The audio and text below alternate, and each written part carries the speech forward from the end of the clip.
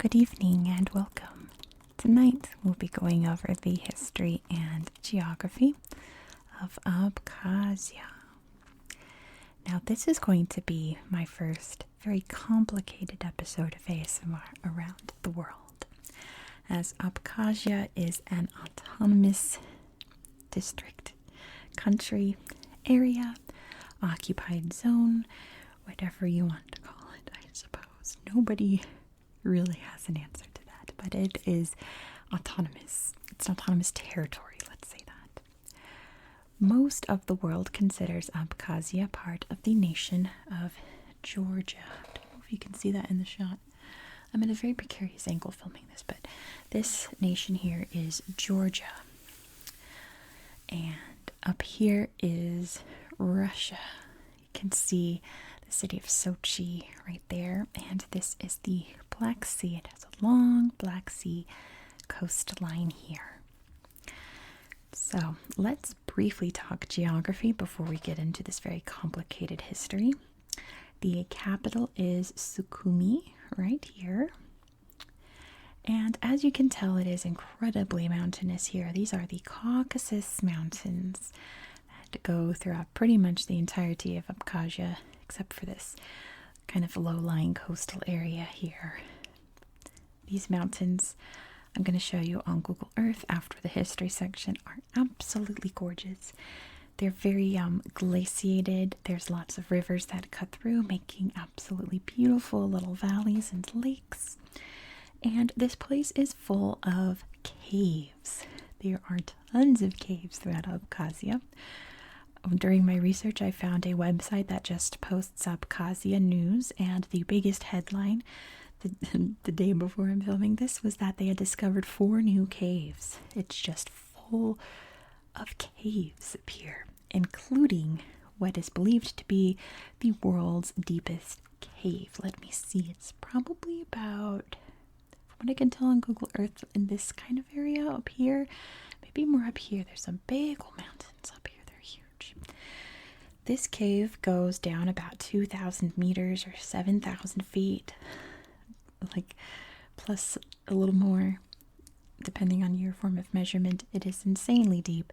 Anytime that they measure how deep it is, they wind up going deeper, and then they have to go back to confirm the calculations, and it goes even deeper. But I think the last few times they went down, they reached about like 7,200 feet. So it's crazy deep. I mean, that's insane to me. That's almost like terrifying to me to think about. But there are many, many caves to explore, many beautiful ones as well throughout Abkhazia. Lake Ritspa is also right up here, right? Ritspa, I believe. Oh, there's Ritsa. I keep confusing it with Lake Retba in Albania, which is nowhere near here. I don't know why. It's just very similar first syllable. Lake Ritsa. Lake Ritsa. I'm sorry. Lake Ritsa is up there. I'll show you on Google Earth. It is lovely. It's a big vacation spot up there in the mountains. I assume that's like in California when we go to the lake, we're referring to Lake Tahoe. So I wonder if like this is Abkhazia's lake. Like, yeah, we're going to the lake this weekend. I think that's the lake, you know. I assume.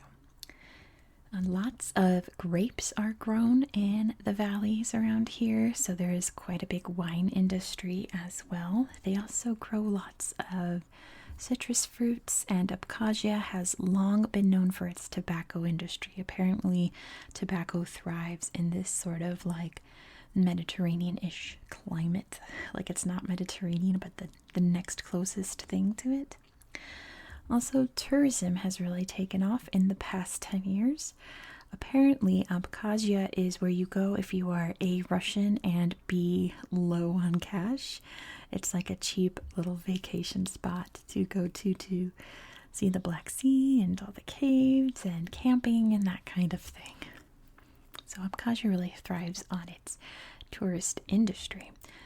Again, when I was Googling Abkhazia looking for information, it kept giving me tourist information. And I'm like, I'm pretty sure I would not be welcome there, at least to the many Russians occupying this area. But I am getting ahead of myself. Let's get into this history.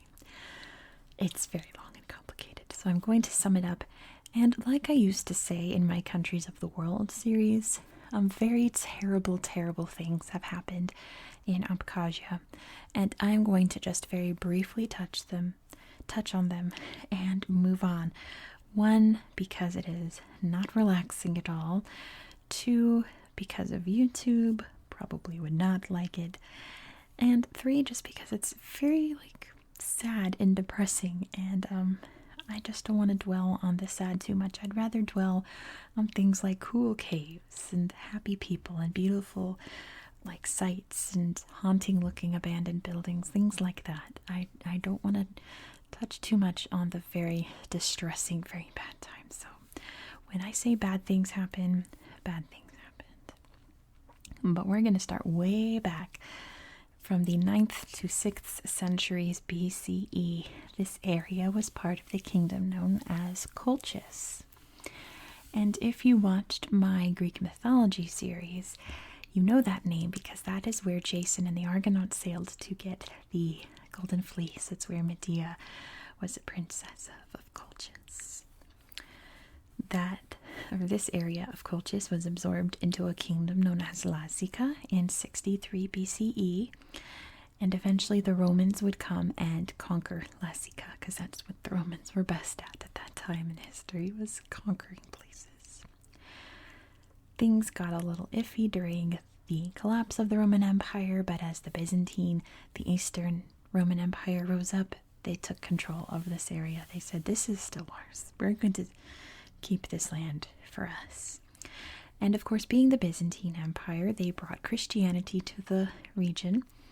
It's the predominant religion of Abkhazia today. There are others. We'll talk about that in a minute, but Christianity is the predominant religion. I wouldn't say it's the dominant religion because I think it's 60-70% Christian, but like I said, we'll touch on that again later. In the 6th century, the Persian Sassanids said that actually this whole Caucasus area is ours, and they fought a war with the Byzantine Empire over not just Abkhazia, but this whole area. And the people here were like, listen, we are Abkhazian, right? We're a Georgian people called the Abkhaz. We don't want to be Byzantine, and we don't want to be Sassanids. We want to be Abkhaz, right? So they declared their independence in 778. They had a king, they had a whole kingdom, whole dynasties that ruled over the area. Many people claimed sovereignty over it, particularly Georgia at the time. But it was running as its own thing for a long, long time, skipping over a bunch of history. We're going to go to about the 1570s when the Ottomans sailed up the Black Sea and said, actually, we're going to take over this land. We think we should have it.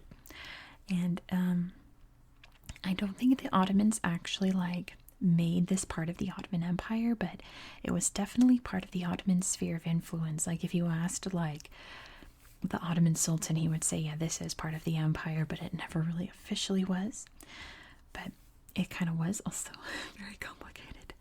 And this is when Islam was brought into the region, and many people, particularly up here, converted to Islam, along with other little pockets throughout Georgia, but mostly in Abkhazia. So the king here in Abkhazia was we are about to be invaded by the Ottomans. They are slowly taking over. They're bringing their culture. They're bringing their religion. They're bringing everything over here. We're about to be part of the Ottoman Empire. So they decided to ask their very powerful neighbors to the north, the Russians, for help. Now, you should know in history that anyone who asks the Russians for help regret it very quickly, because the Russians, of course, were like, yes, we would love to help you, but it comes at a price, right? That's how it's always been with Russia. Russia would attempt to install a pro-Russian king. The Ottomans said no, and they would attempt to install a pro-Ottoman king. There was a big back and forth, and after one particular pro-Ottoman king overthrew the Christian pro-Russian king, Russia decided to invade in 1864 and annexed the territory. A lot of Muslims in the area were deported or just willingly moved out to other parts of the world, such as Georgia, places like Turkey and Armenia. They're just told, you can either get out now or get out later, in a way. And in that area, a lot of Russians moved in, a lot of Georgians moved in, and a lot of Armenians. There is still a large Armenian population in Abkhazia today. And Russification started to slowly come in. And people were like, hey, we're not officially part of Russia. You guys annexed us, but we're still kind of our own thing, doing our own ways, speaking our own dialect of Georgian called Abkhaz, right?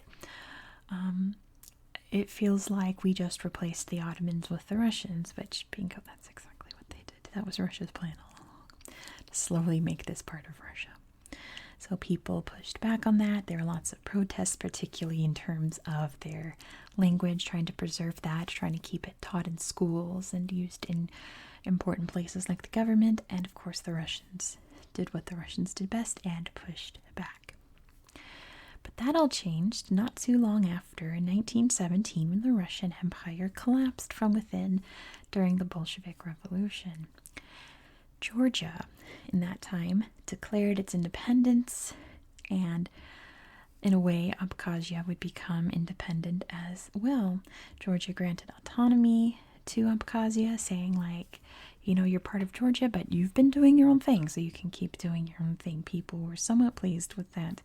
A little wary, but for the most part, not unhappy with it.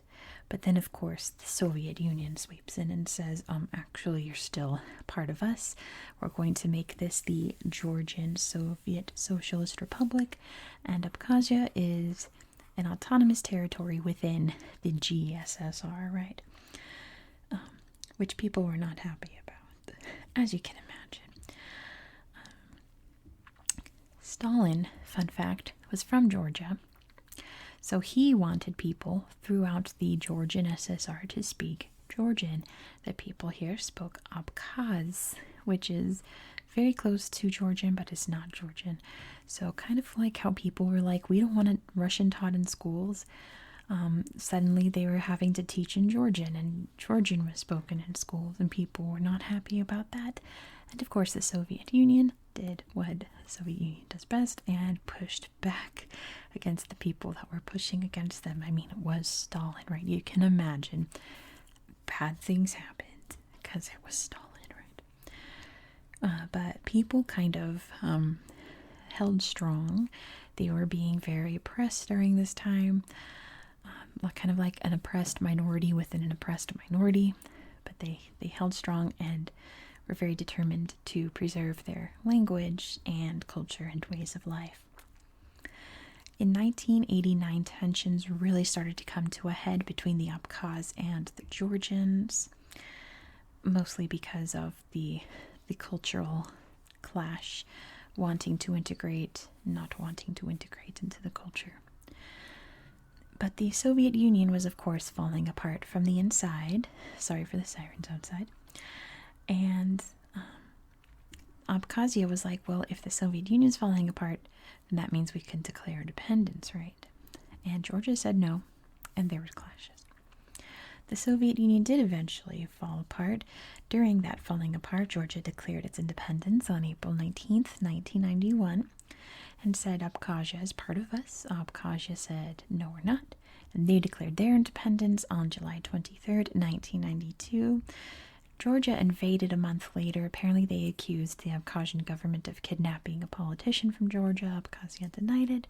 Georgian soldiers are sent in, and that sparked the big war. I'm not sure what its official name is. The Abkhazian-Georgian War.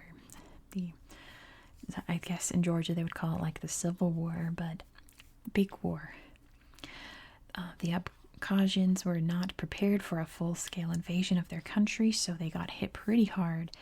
So rebel groups sprung up, financed by a couple friends to the north, and fought back just as hard. And it really came to a head in about 1993 when the rebels were looking to be victorious, so they declared a ceasefire, but it was never really upheld. There were lots of fights during the ceasefire time.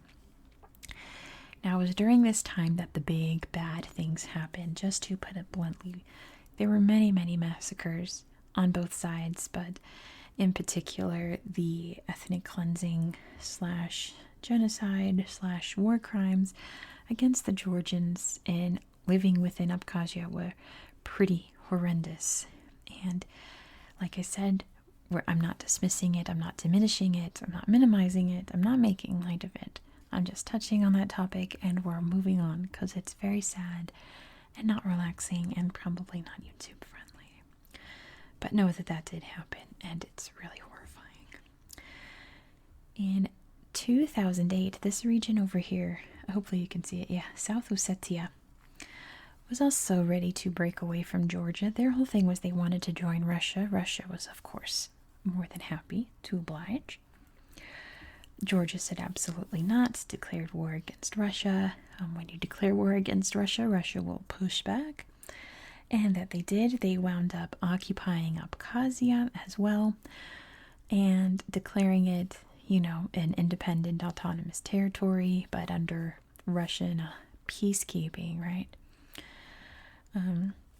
It's still considered an occupied state today since it's full of Russian peacekeepers. Well, I mean, I suppose they are keeping peace. It's not like there's violent conflict between Georgia and Abkhazia currently. It is very tense. Little skirmishes happen, mainly around the border, mainly around Gali here, where there's a large Georgian population, if I'm correct in my information that I read. But it's not a full-on war anymore. But the only countries that recognize Abkhazia as its own thing are Russia, Venezuela, Nicaragua, Syria, and Nauru. Because if you know my channel, you know I love Nauru. Nauru will do anything for a buck, and Russia was willing to pay up. So Nauru recognizes Abkhazia in like a major way. Nauru will do anything for a buck, right?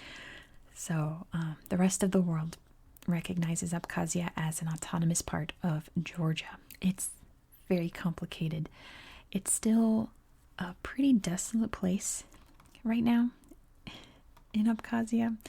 There are still many, many destroyed, abandoned buildings throughout the country. Of course, in the major cities here along the coast is where you can find the worst of it.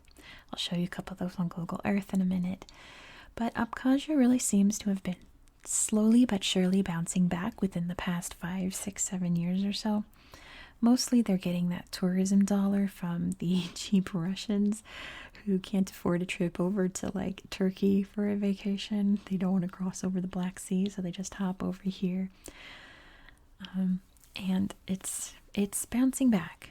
It's really doing, I think currently Abkhazia is doing better than it has been within the past 30 years, right? It's definitely at a high point right now, and I really hope, because I believe in world peace, I really hope that it continues to bounce up and start to prosper and become its own beautiful thing, because my goodness, this land is gorgeous. I'm going to show you right now just how beautiful it is. Oh my gosh. The Google searches I was doing was offering me like hotel prices and tourism things, and I was like, I don't think I should really try to go to Abkhazia. I don't think it would be safe with all the Russians there. But then I started looking at these pictures and I fell in love. This land is absolutely gorgeous. Look, the coastline, the cities there, the hiking up in the mountains. Look at these. You can see all the glaciation as well, like when I was talking about the Cairngorms in Scotland. It's kind of the same thing, but there's also lots of cool craggy rocks and big old peaks and mountains and beautiful lakes. It's absolutely gorgeous here in this country. When I think of Abkhazia, I think of like war zone. I did not expect a beautiful garden paradise. It's so lovely. So let's take a look around Abkhazia here. So let's start in the, let me get rid of this. Let's start in the capital here. Here we are in Sukhumi.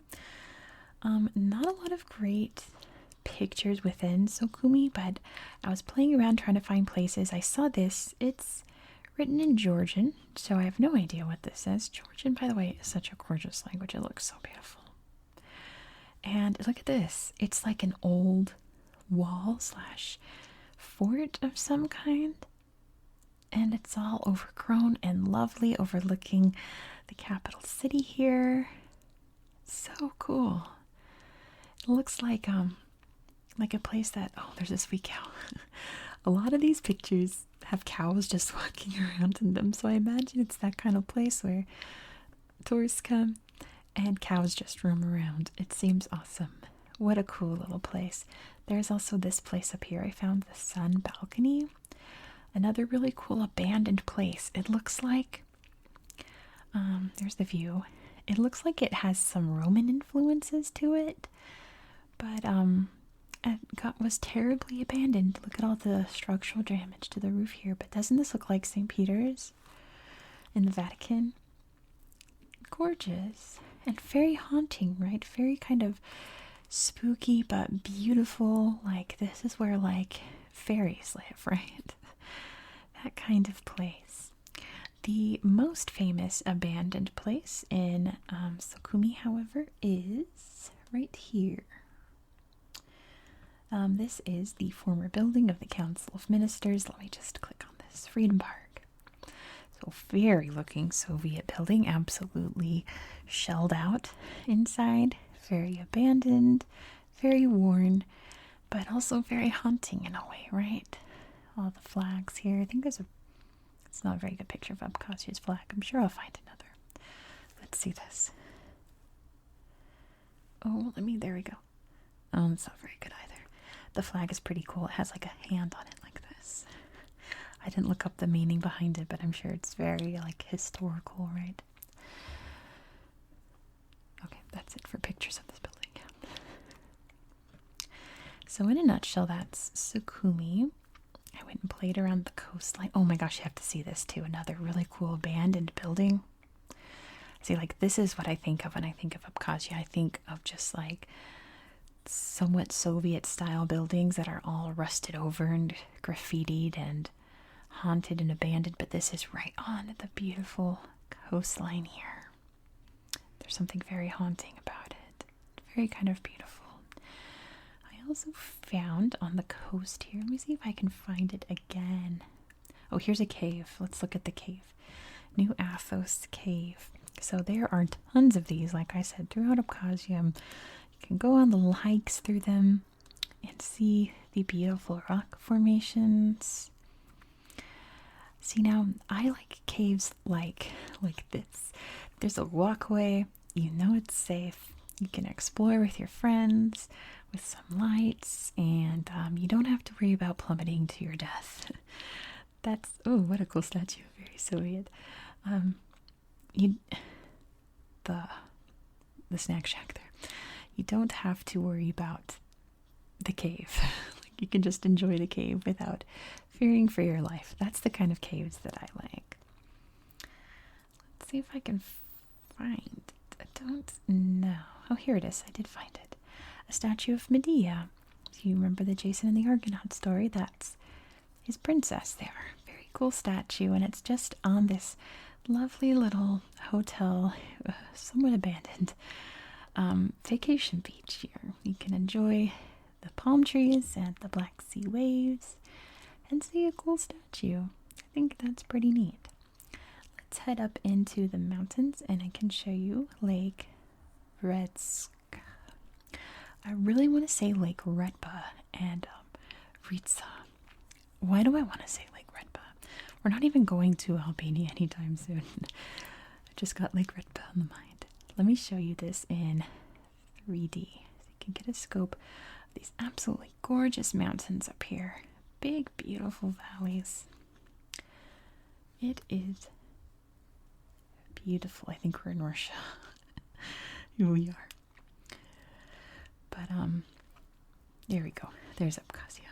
Big, gorgeous, gorgeous mountains and big old valleys. Let me show you Lake Ritsa up here. There's the park. There's the lake. That says Lake Ritsa in Georgian/Abkhaz, I'm sure. So this is the lake. Little duckies there. Gorgeous scenery. Some peacocks by the water. That's lovely. Waterfalls and boat rides on the water. Little like river walk there. So gorgeous. Oh, that's lovely, isn't it? Oh, look at this horsey statue. That's cool. Go see the waterfall. And here it is in the winter. It's so gorgeous. Pretty. There's the lake. And beautiful snowfall. Old bridge here. Isn't that so cool? Absolutely gorgeous, right? And let's look at some more pretty pictures. I'm like, this can't be real. This place is lovely. Like, this could be like the Alps, right? This could be Slovenia. It's so beautiful here. And oh, I love it. You can see why people are so proud of their homeland here, because it is stunningly gorgeous. It's so serene and so beautiful. The earth is just a very lovely place. I just wish that we all as a, what is that, little community garden thing? I guess so. We as a species understood that when we're all the same, our differences unite us, and this world is worth protecting. War is not worth it. This is, what's that? It's in Russian. What is this? An observation deck. Oh my gosh. Like, this place is worth protecting. Oh my gosh, how beautiful. Do you not love it? I didn't click on this before, so the pictures may take a second to load, but this is such a beautiful planet we live on, and this is such a beautiful little corner of it. I can't get over it. So I'm going to end it there for tonight. So just take away that everyone deserves autonomy, everyone deserves respect, and everyone deserves peace and happiness and love and beautiful mountains and beautiful coastlines, things like that, and lovely cities. Thank you so much for watching. I hope you found this video relaxing and educational. Next in my series, we're going to go to Italy. Doesn't sound great? I will see you then. Thank you so much. Have a good